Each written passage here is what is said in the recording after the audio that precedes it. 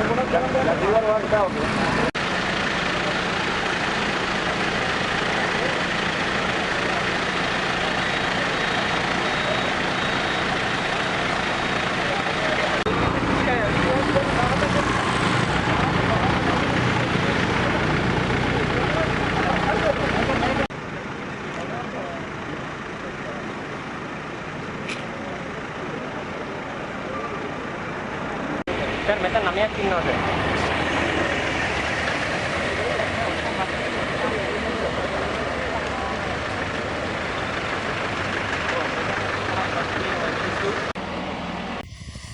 Minister of Education Professor G.L. Piris told Parliament yesterday that schools in Colombo, Gampaha and Kalutara districts cannot be reopened now. Responding to a question raised by the leader of the opposition, he informed schools in Kuliapitiya and Kurunegala also cannot be opened immediately. Minister stated that decisions were made after broad discussions with the relevant stakeholders. He added that the attendance in schools yesterday was only 51%. 4 suspects have been arrested by the Iravur police in connection with sharing LTTE commemoration post on social media. DIG Ajit Rohane informed that the courts have issued restraining orders prohibiting LTTE commemorations. අද දින නොවැම්බර් මාසේ 27 වෙනිදා ඒ වගේම උතුරු නැගෙනහිර ප්‍රදේශවල විවිධ ප්‍රදේශවල මියගිය LTT ත්‍රස්තවාදීන් සැමරීමේ වැඩපිළිවෙලක් LTT ත්‍රස්තවාදීන්ට හිතවාදී යම් පුද්ගලයන් නැත්නම් කණ්ඩායම් විසින් සංවිධානය කර තිබුණා. ඒ සම්බන්ධයෙන් අධිකරණ මගින් තහනම් නියෝග ලබා ගන්නු ලැබුවා. ඒ වගේම ඒ සම්බන්ධයෙන් අධිකරණ විසින් අතුරු තහනම් නියෝග නිකුත් කර තිබුණා. ඒ නිසා උතුරු නැගෙනහිර ප්‍රදේශවල කිසිම ආකාරයක එවැනි සැමරීම් සිදු කිරීමට හැකියාවක් නැහැ. ඒ සඳහා අවසර ලැබෙන්නේත් නැහැ.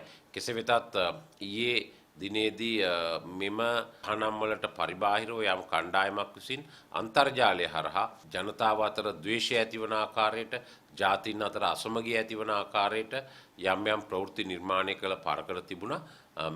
යම් යම් ප්‍රවෘත්ති නිර්මාණය කර පළ කර තිබුණා. මුහුණු පොත ඒ වගේම වෙනත් සමාජ මාධ්‍ය ජාල ඔස්සේ මේ සම්බන්ධයෙන් විමර්ශනයක් කිරීමෙන් අනතුරුව එරාවුර් පොලිසිය විසින් පුද්ගලයන් 4 දෙනෙක් අත්අඩංගුවටගෙන තිබෙනවා. ඔවුන් විශේෂයෙන්ම ජාතීන් අතර අසමගිය ඇති කිරීම, ආගම් අතර අසමගිය ඇති කිරීම, ඒ වගේම තහනම් කරන ලද සංවිධානයක් දිරිමත් වෙන ආකාරයට ප්‍රවෘත්ති පළ කිරීම කියන ක්‍රියා සම්බන්ධයෙන් අත්අඩංගුවටගෙන තිබෙන්නේ. එරාවුර් පොලිසිය මේ සම්බන්ධයෙන් පරීක්ෂණ පවත්වනවා. මෙම අත්අඩංගුවටගත් අයවලුන් එරාවුර් චෙන්කල්ලාඩි ප්‍රදේශයේ පදිංචිකරුවන් බවටයි වාර්තා වෙන්නේ. මේ සම්බන්ධයෙන් අධිකරණයට කරුණු වාර්තා කිරීමෙන් අනතුරුව තවදුරටත් විමර්ශන කටයුතු සිදු කරමින් පවතිනවා. A total of 4,710 more COVID-19 patients have recovered and been discharged from hospitals, bringing the total number of recovered cases in Sri Lanka to 16,226. According to the Health Ministry, 5,703 patients are currently receiving treatment at hospitals. A total of 559 persons were confirmed positive with COVID-19 yesterday. The majority of those infected were identified from Colombo district 253, while 65 cases were reported from Gampaha and 35 cases from Kalutara district. C.D. Vikramaratne assumed duties as the 35th Inspector General of Police this morning at the police headquarters.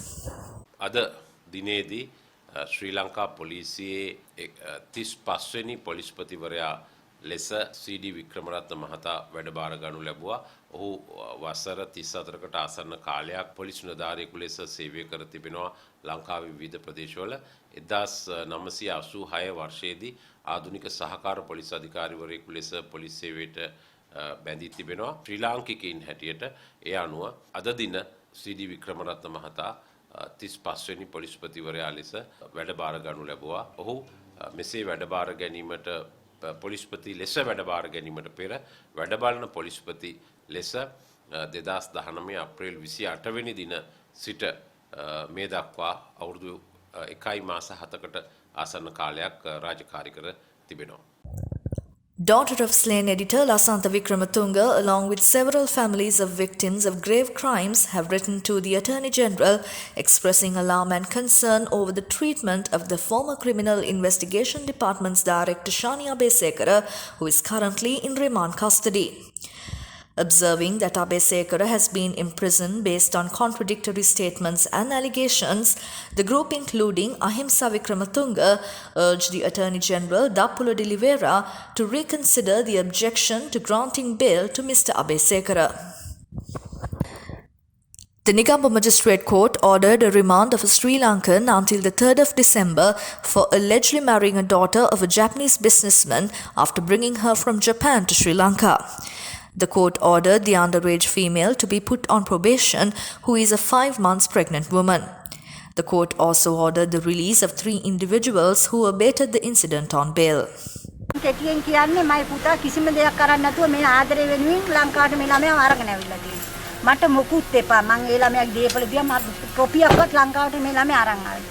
සත පහක්වත් අරන් ආවේ නැහැ. මට ඕනේ මගේ ළමයා නිවැරදි. මං ආදරේ කළා වයසක් බලන්නේ නැහැ ආදරේ කළා මේ ළමයා ගෙනා මට මේ දරුවව සැනසීමේ මෙහි මට ඉන්න දෙන්න. මොකද මම කෝටිපතියෙක් වුණාට මම දන්නේ කෝටිපතියෙක්ද නැද්ද කියලා.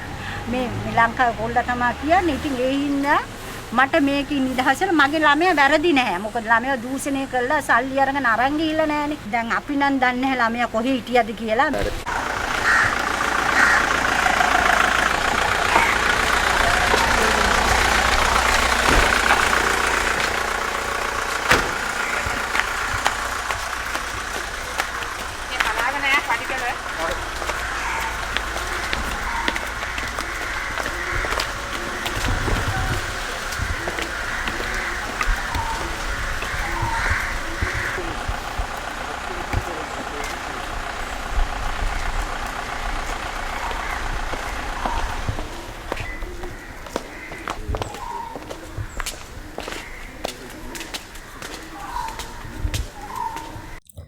The Sri Lanka Embassy in Ethiopia, in consultation with the Foreign Ministry of Sri Lanka and the United Nations in Ethiopia, successfully facilitated the evacuation of 38 Sri Lankan nationals from the war zone in Tigray region in the northern part of Ethiopia.